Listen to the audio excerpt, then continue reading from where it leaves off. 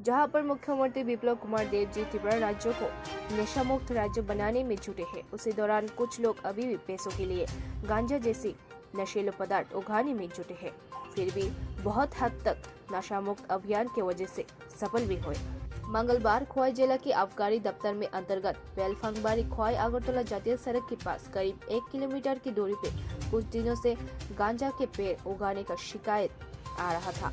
उसी दौरान मंगलवार की सुबह को 8 बजे खोवाई जिला की एडीएम सुशांत सरकार के द्वारा शुरू हुआ नशा मुक्त अभियान। सिर्फ इतना ही नहीं, वहां पे टीएसआर फॉरेस्ट डिपार्टमेंट के कर्मचारी, बीएसएफ, खोवाई जिला के पुलिस कर्मियों ने भी मदद की।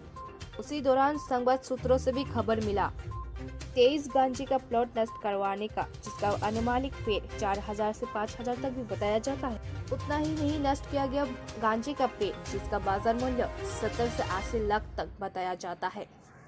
उसी दौरान एक्साइज डिपार्टमेंट के अधिकारी रोमा जी ने संवाद माध्यम के द्वारा इंफॉर्मेशन भी प्रदान की।